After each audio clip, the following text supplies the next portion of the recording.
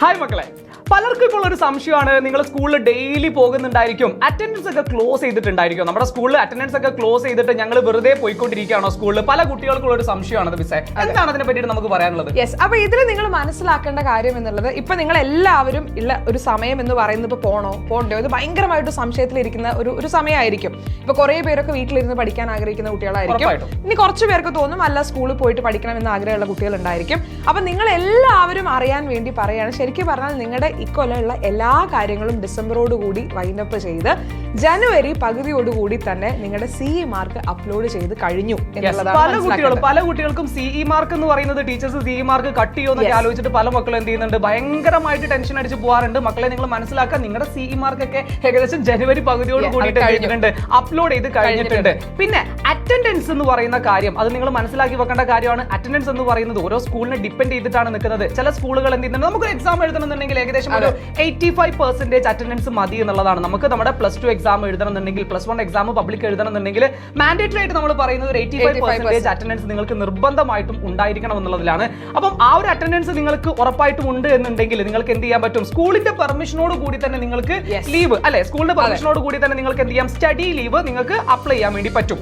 എനിക്ക് തോന്നുന്നു ശരിക്കും പറഞ്ഞാൽ സാർ ടീച്ചേഴ്സിനായിരിക്കും ഇവരെ കൃത്യമായിട്ട് അറിയുന്നുണ്ടായിരിക്കും അല്ലെ. കാര്യം കഴിഞ്ഞൊരു 2 വർഷമായിട്ട് ടീച്ചേഴ്സ് നിങ്ങളെ കാണുകയാണ്. അപ്പൊ നിങ്ങളുടെ പെർഫോമൻസ് എങ്ങനെയാണ്, നിങ്ങൾ ഏതൊരു പൊസിഷനിലാണ് നിൽക്കുന്നത് എന്ന് അവർക്കായിരിക്കും അറിയുന്നുണ്ടായിരിക്കാം. അപ്പൊ ചിലപ്പോൾ ടീച്ചേഴ്സ് തന്നെ നിങ്ങളോട് പറയും, നിങ്ങൾക്ക് താല്പര്യമുണ്ടെന്നുണ്ടെങ്കിൽ നിങ്ങൾക്ക് ഒറ്റയ്ക്ക് ഇരുന്ന് പഠിക്കണമെന്നുണ്ടെങ്കിൽ അത് ചെയ്യാമെന്ന് ടീച്ചേഴ്സ് തന്നെ സജസ്റ്റ് ചെയ്യും. അല്ലാന്നുണ്ടെങ്കിൽ ടീച്ചേഴ്സ് പറയുകയാണെങ്കിൽ നിങ്ങൾ സ്കൂളിലേക്ക് വരണം, വന്നിട്ട് പഠിക്കുക തന്നെ വേണം, റിവിഷൻ ക്ലാസ്സുകൾ അറ്റൻഡ് ചെയ്യാൻ വേണം എന്നാണ് ഞങ്ങൾ പറയുന്നത്. പല സ്കൂളുകളും ഇപ്പൊ നിങ്ങളെ നന്നായിട്ട് മനസ്സിലാക്കിയിട്ടുള്ള ആളുകളാണ് നിങ്ങളുടെ ടീച്ചേഴ്സ് എന്ന് പറയുന്നത്. മിസ് പറഞ്ഞ പോലെ തന്നെ നിങ്ങൾ എന്ത് ചെയ്യുക, നിങ്ങളുടെ ടീച്ചേഴ്സിന്റെ ഇൻസ്ട്രക്ഷൻ നിങ്ങൾ കൃത്യമായിട്ട് തന്നെ കീപ്പ് ചെയ്ത് മുമ്പോട്ടേക്ക് പോവുക. അത് വെച്ച് നിങ്ങൾക്ക് എന്ത് ചെയ്യാം, നിങ്ങൾക്ക് ഇപ്പോൾ കേൾക്കാണ് വീട്ടിൽ പോയി കഴിഞ്ഞാൽ നന്നായിട്ട് പഠിക്കാൻ പറ്റും, അല്ലെങ്കിൽ നന്നായിട്ട് നിങ്ങൾക്ക് എന്ത് ചെയ്യാൻ പറ്റും, ഒറ്റയ്ക്ക് ഇരുന്ന് കഴിഞ്ഞാലേ കാര്യങ്ങൾ മനസ്സിലാക്കാൻ പറ്റുള്ളൂ.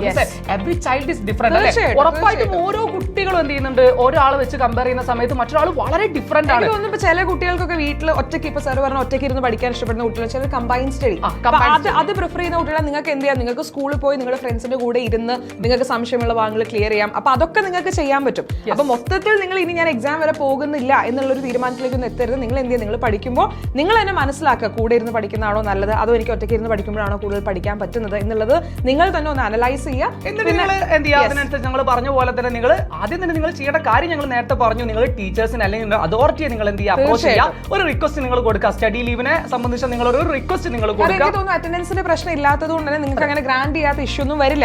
ലീവ് ഗ്രാൻഡ് ചെയ്ത് തരും. പക്ഷെ ആ പെർമിഷൻ നമ്മൾ വാങ്ങുക എന്നുള്ളതാണ് ആദ്യം. സാധാരണഗതിയിൽ ഈ സമയങ്ങളിലൊക്കെ കൊടുത്തതായിട്ട് നമ്മൾ കാണാറുണ്ട്. അതുകൊണ്ട് തന്നെ വലിയ ബുദ്ധിമുട്ട് ഉണ്ടായിരിക്കില്ല എന്നുള്ളതാണ്. ഉറപ്പായിട്ടും മക്കൾക്ക് എല്ലാവർക്കും ഒരു സംശയമാണ്. നിരന്തരമായിട്ട് കമന്റ് ബോക്സിലൊക്കെ കാണുന്ന ഇത് കഴിഞ്ഞോ, ഇത് ഉണ്ടോ, ഇനി ഞങ്ങൾ പോകണ്ടേ, ഇങ്ങനെ കുറെ സംശയങ്ങൾ ഉണ്ടായിരുന്നുണ്ടാവും. അപ്പം ഉറപ്പായിട്ടും ആ ഒരു സംശയം തീർന്നിട്ടുണ്ടാവും എന്ന് ഞങ്ങൾ വിചാരിക്കുകയാണ്. ഇതുപോലത്തെ ഇൻഫോർമേറ്റീവ് ആയിട്ടുള്ള വീഡിയോസിന് വേണ്ടിയിട്ട് നിങ്ങൾ ഒറ്റ കാര്യം ചെയ്താൽ മതി മക്കളെ. എന്താ ചെയ്യേണ്ടത് മിസ്സേ? നമ്മുടെ ചാനൽ ഒന്ന് സബ്സ്ക്രൈബ് ചെയ്യുക. വീഡിയോ എന്തായാലും അതേവർക്ക് യൂസ്ഫുൾ ആയിണ്ടാവും. അപ്പൊ ലൈക്ക് ചെയ്യണം. നിങ്ങൾ മാക്സിമം നിങ്ങൾ ലൈക്ക് ചെയ്യുക. അതേപോലെ തന്നെ ഈ യൂസ്ഫുൾ ആയിട്ടുള്ള വീഡിയോ ആയിട്ട് നിങ്ങൾക്ക് തോന്നുന്നുണ്ടെങ്കിൽ നിങ്ങൾ എന്ത് ചെയ്യുക, നിങ്ങളുടെ ഫ്രണ്ട്സിന് നിങ്ങൾ ഷെയർ ചെയ്ത് കൊടുക്കുക. അടിപൊളിയായിട്ട് എന്ത് ചെയ്യുക മക്കള്, അടിപൊളിയായിട്ട് പഠിച്ച് നല്ല മാർക്ക് വാങ്ങിക്കാൻ വേണ്ടി ശ്രമിക്കാം. അപ്പൊ അങ്ങനെയാണെങ്കിൽ നമുക്കിനി അടുത്തൊരു വീഡിയോയിൽ കാണാം. Till then bye.